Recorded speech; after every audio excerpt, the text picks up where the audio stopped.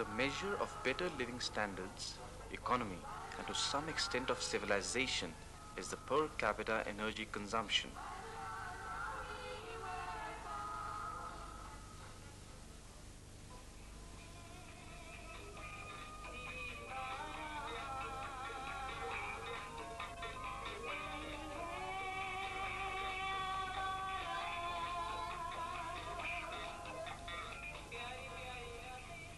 Population is increasing day by day.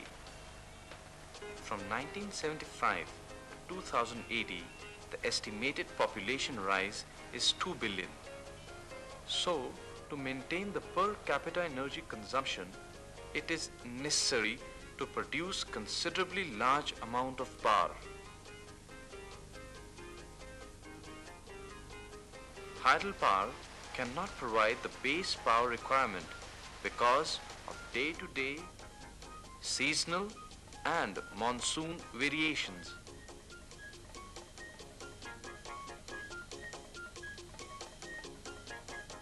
We may continue to explore solar, wind and tidal as some of the alternative replenishable energy sources, but they cannot cope up with the bulk requirement at this stage of development.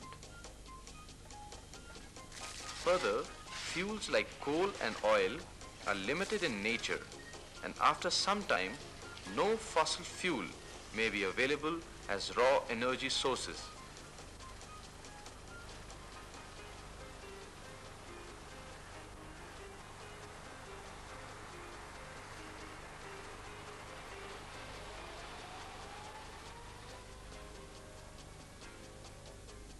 Prospect of an entirely new source of power was opened in the year 1939, the year of nuclear fission.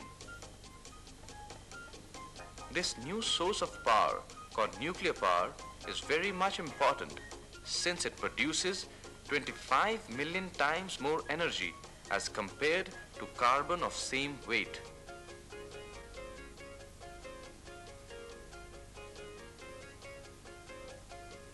Thus, to summarize, the following reasons necessitate the use of nuclear energy for power generation. Shortage of fossil fuel, amount of energy available per kilogram of fuel to be handled,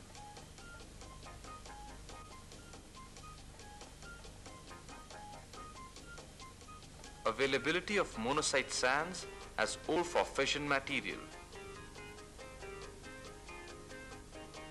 Let us first understand the principle of operation of a nuclear power station. A nuclear reactor is a vessel where heat is produced by the fission of atoms. This heat is utilized to generate steam, which drives the turbo generators and generates electricity.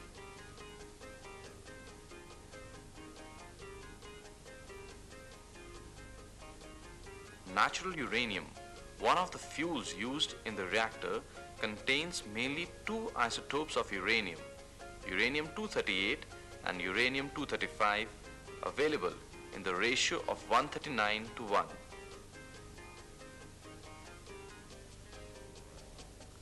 But it is the less abundant uranium-235 that undergoes fission and produces energy.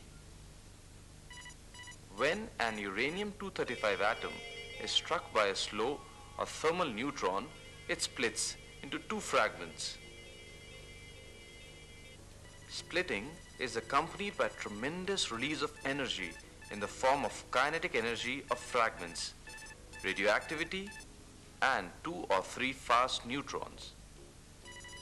These fast neutrons are slowed down to split other uranium-235 atoms and thus cause a chain reaction.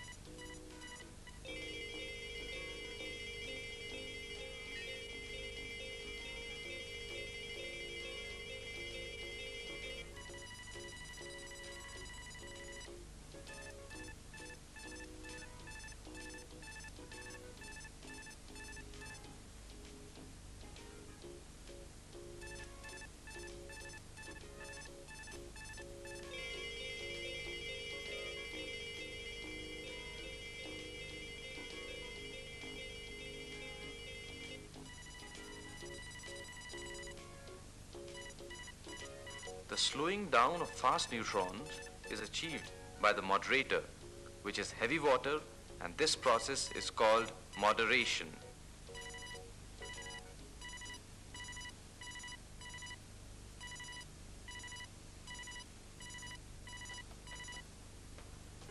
The fuel moderator arrangement in which the reaction takes place is called reactor core.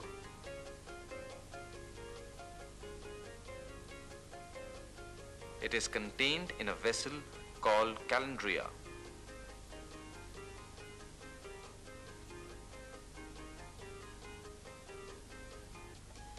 Every fission releases a large amount of kinetic energy that is converted into thermal energy, thus producing a large quantity of heat in the reactor core.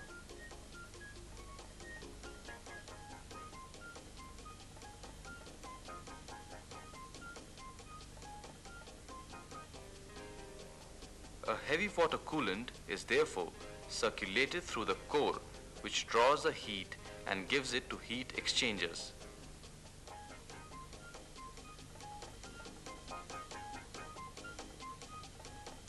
Here, this heat is transferred to ordinary water to generate saturated steam. The generated steam is then fed to the turbine to drive it.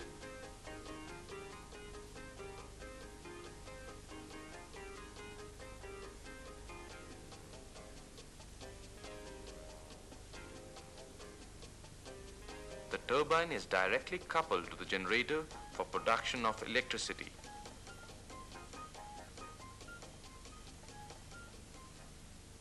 For better understanding, let us visit Rajasthan Atomic Power Station, situated near Kota in Rajasthan. It has two identical reactor units, each capable of generating 220 megawatts of electricity.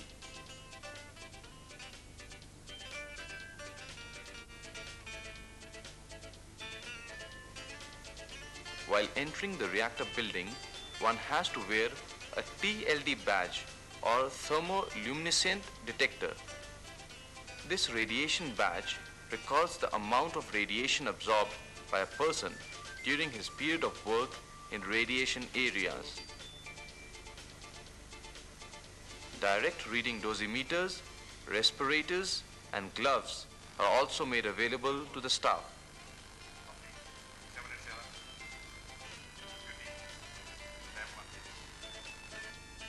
Radiological conditions in various locations of reactor and service building are displayed on a board for the information of those entering these areas.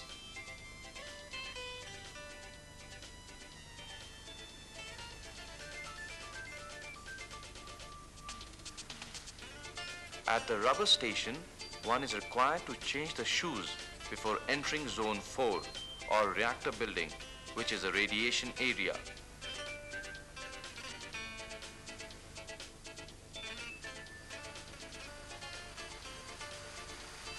Personal air lock provides entry to the reactor building.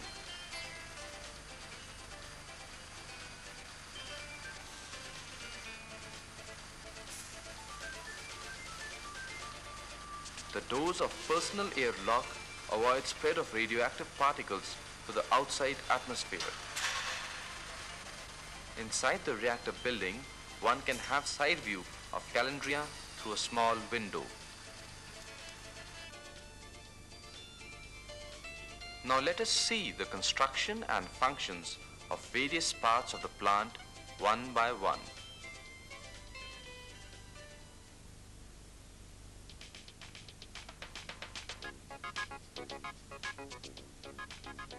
Fuel bundle.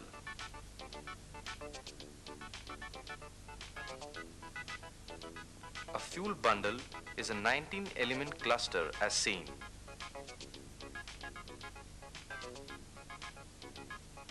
Each element consists of 24 pellets of sintered natural uranium dioxide clad in tube of zircaloy 2. The cladding tube is provided with spot welded wire helix to maintain spacing between the elements. This helps increase mixing of the coolant flow in the subchannels between the elements. Calandria. Calandria is a vessel where nuclear chain reaction takes place.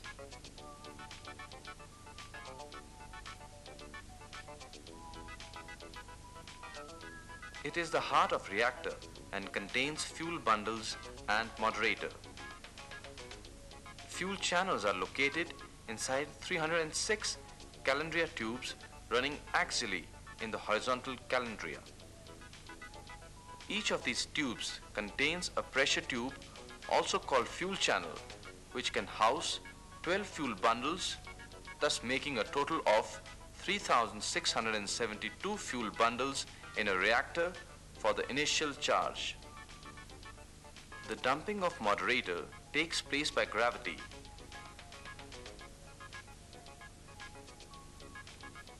Moderator being held up in calandria by helium gas pressure. This leaves the level of heavy water moderator in calandria considerably below that necessary for sustaining chain reaction. Dump tank. As seen from the cutaway view of reactor, the calandria is placed above a tank called dump tank for shutting down the reactor.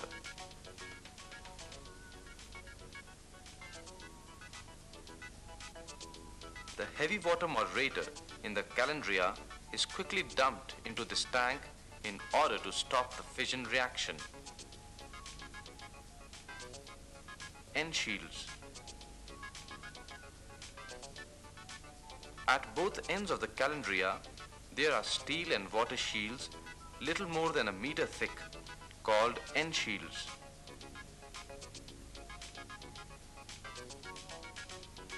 Cooling water flows through pipes into the shields and its flow rate is adjusted to keep the temperature within specified limits during operation and shutdown of plant.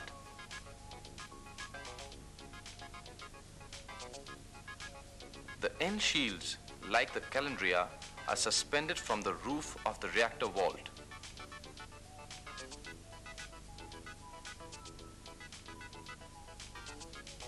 Pressure tubes.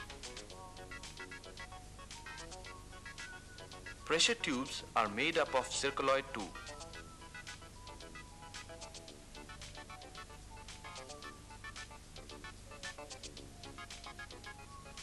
These are centered in the calandria tubes by spacers called garter springs in order to provide thermal insulation between the fuel rods and moderator. Both ends of the pressure tubes are called end fittings.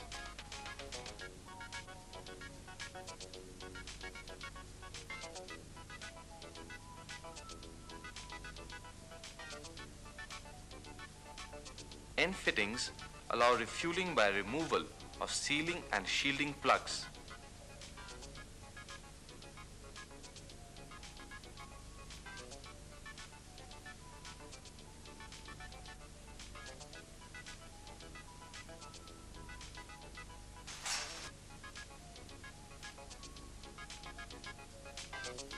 Pressure tubes provide connections to the primary coolant circuit by means of feeders connected to the end fittings.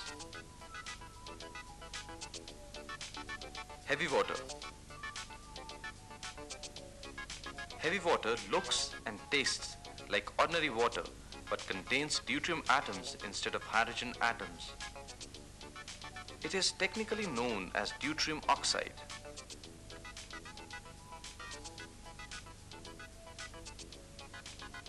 Heavy water is produced in special plants and due to difficult process of separation from ordinary water, it is a scarce material and is very expensive. Each reactor requires about 215 tons of heavy water for use as moderator and as a coolant.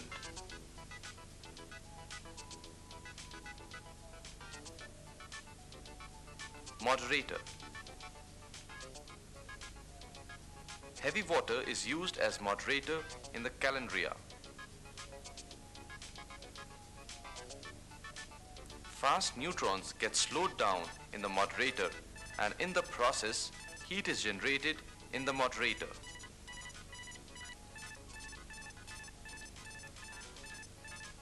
This heat, if allowed to accumulate in the moderator, will cause it to boil, which is not desirable, as the moderator will not be able to discharge functions of moderation.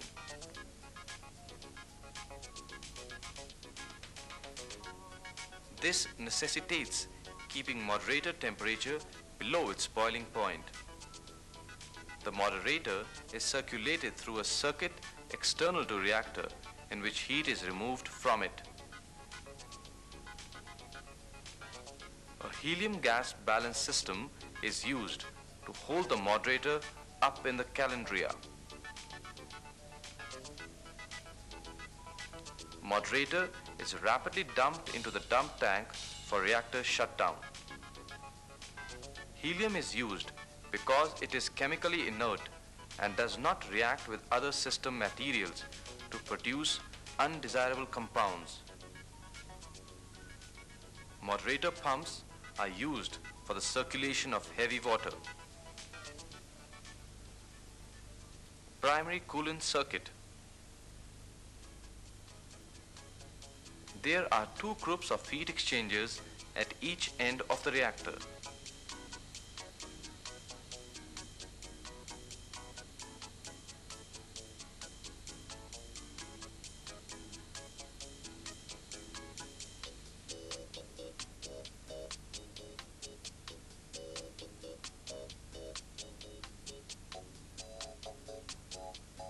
The feeder pipes connected to pressure tubes at either end are grouped and joined to inlet and outlet headers across which the heat exchangers and circulating pumps are connected.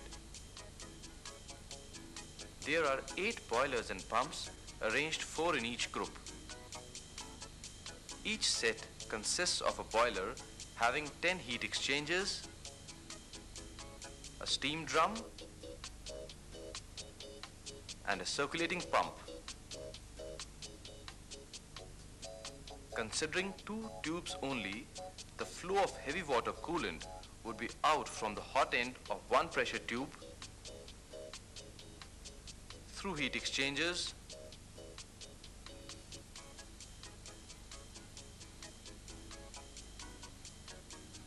through the primary pump and back to the inlet end of the other pressure tube,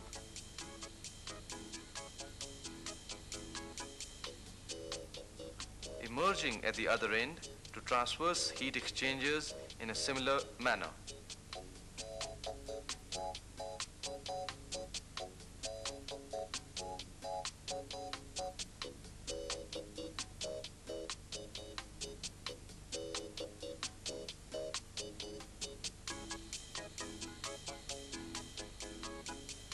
Secondary coolant system.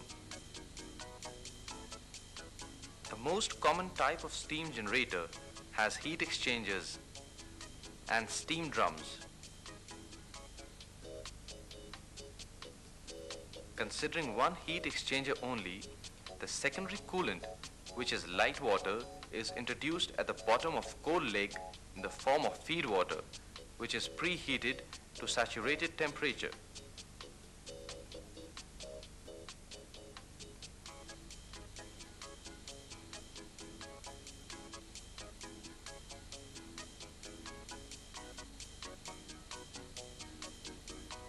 Reaching the top, it enters the boiler drum as a steam and water mixture.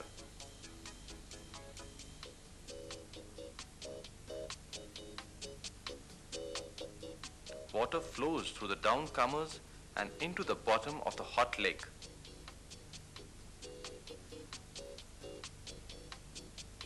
Heavy water coolant at very high temperature is pumped through the heat exchangers at the bottom.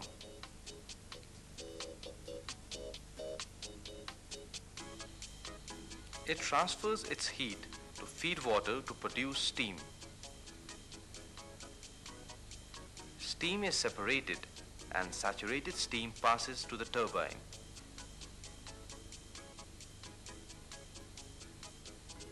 The details of the tubes at heavy water inlet are as shown.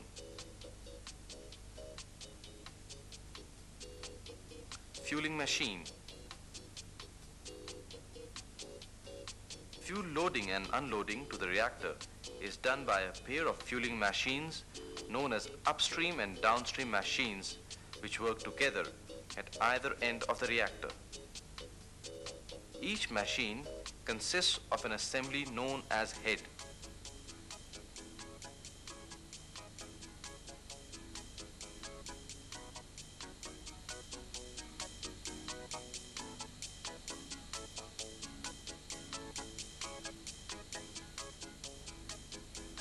There is a carriage for positioning the head in line with any desired channel, and numerous hoses and channels to supply hydraulic and electrical services.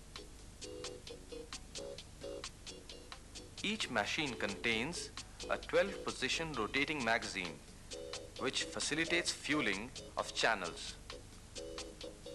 The upstream machine contains fresh bundles, and downstream machine has equal number of empty locations for spent fuel bundles. Every movement of a fueling machine is remotely operated from the main control room. The spent fuel bundles, which are dangerously radioactive, are transferred from fueling machine to spent fuel storage bay via an underground passage. This bay has sufficient capacity to store, cool, and shield the discharged fuel through demineralized water.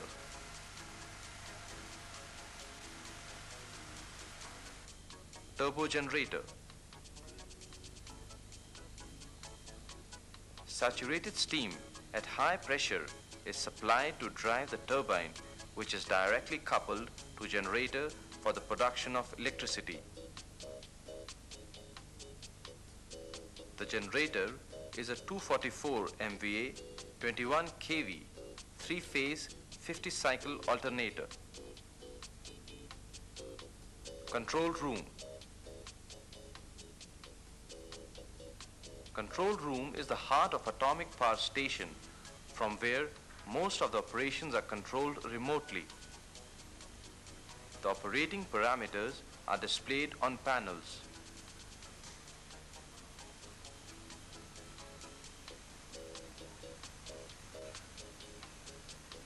The layout of equipment on panels is very compact to give the operator a larger view of the plant control panels at any time.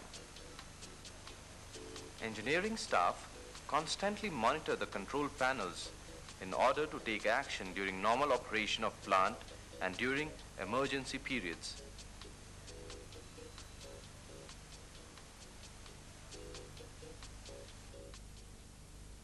Electrical output system. Each turbo generator unit generates power at 21 kV and delivers it to the main transformer. The main transformer is of 250 MVA rating and steps up the 21 kV generated voltage to 230 kV.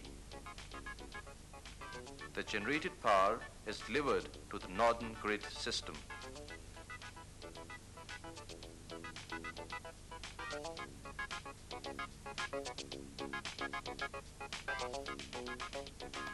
Switch yard. The switch yard consists of equipment necessary for receiving startup power for the two units of atomic power station and delivery of power generated by them through transmission lines to the northern grid.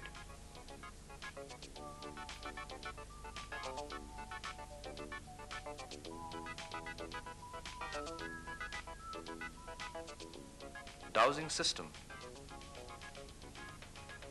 The dowsing system is a safety system designed to limit pressure rise inside the reactor building.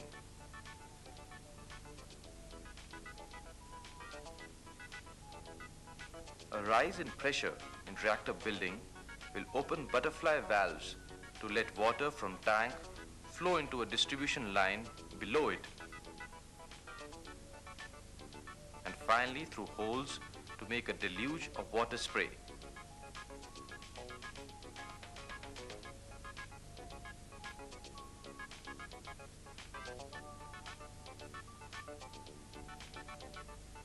This condenses the steam escaping in case of a major break in the primary heat transport system.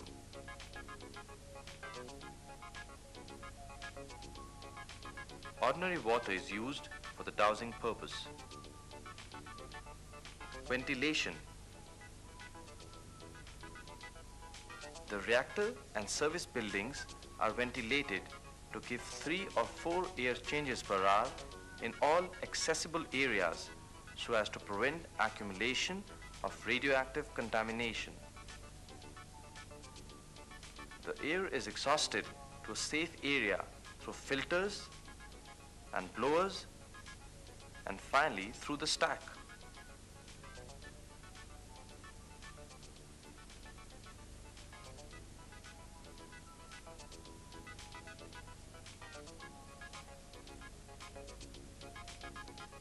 Reactivity control.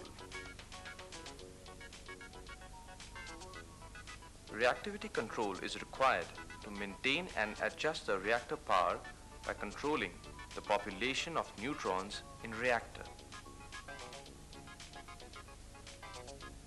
The reactivity of the reactor is controlled by 4 different methods, like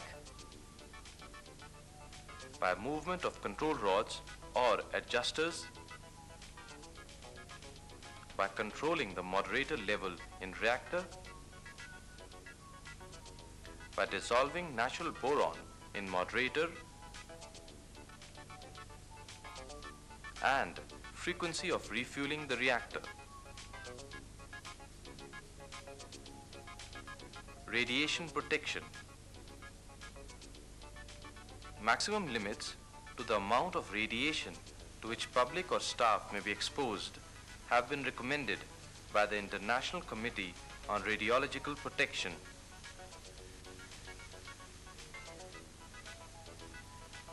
To reduce the radiation exposure to large population, the nuclear plants are set up in places far away from thickly populated centers like cities.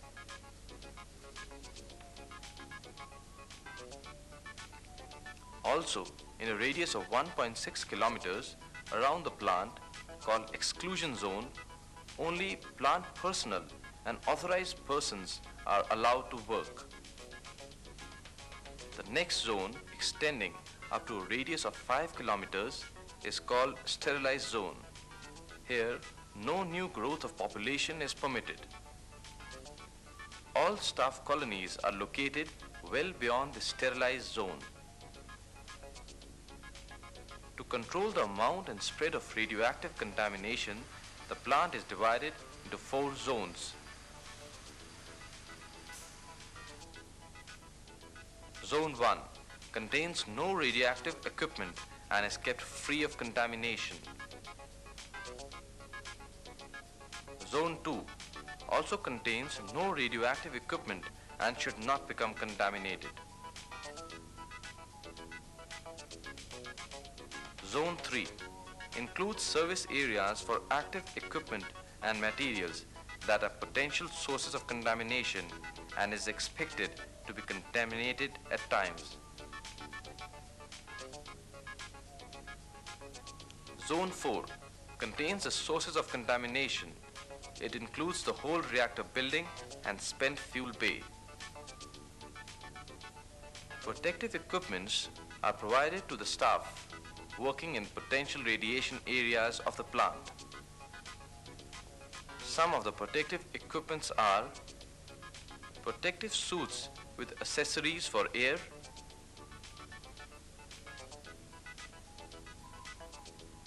tritium respirators,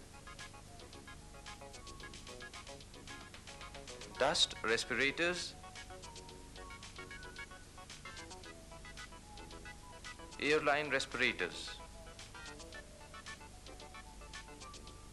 The persons working in radioactive areas while leaving the plant have to get themselves checked by portal surveillance monitor. In case of any contamination, it gives alarm and thus prevents spread of radioactive contamination to outside world. Radiation and environment. Radiation has always been a part of the natural environment. Mankind is exposed to natural and artificial sources of radiation.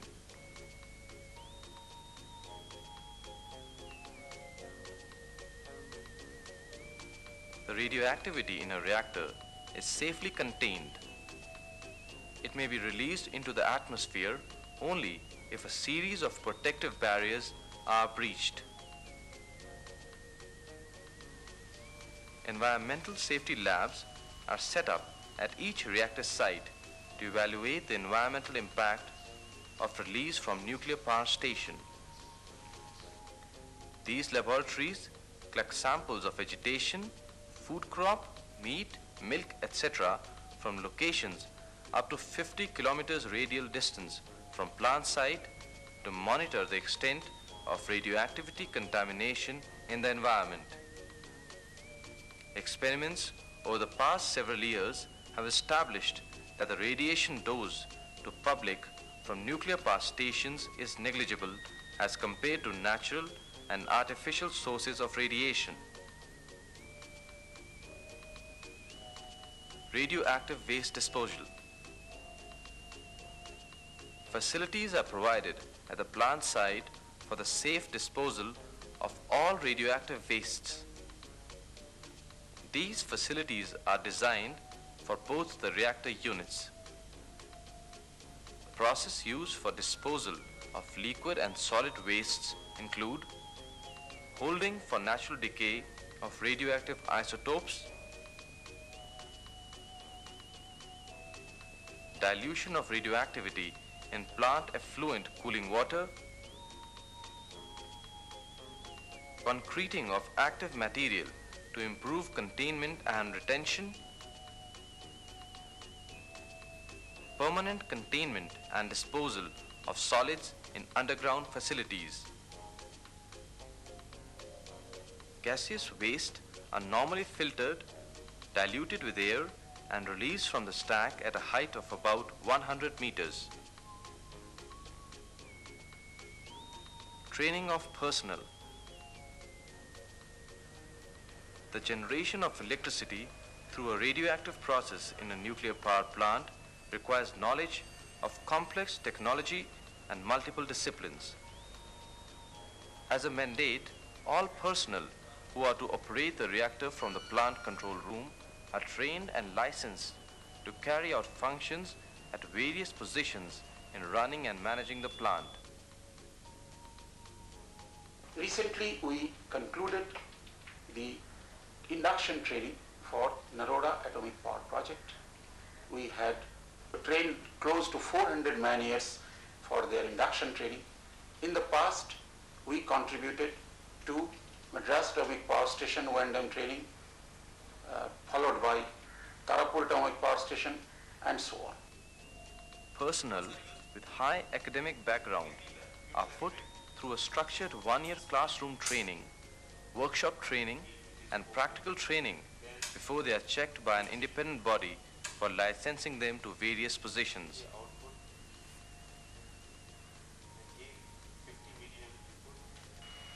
Computerized training facilities for fuel handling operations are also provided to the staff.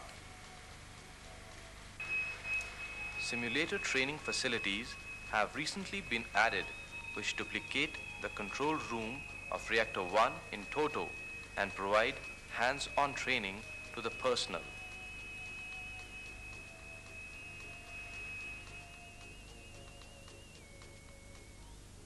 The saga of success continues as government has ambitious plans for nuclear power generation in the country.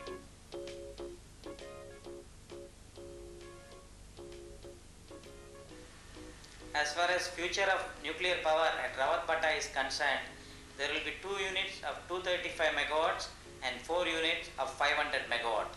This amounts to a total of 3000 megawatts, thus making this an atomic city of India.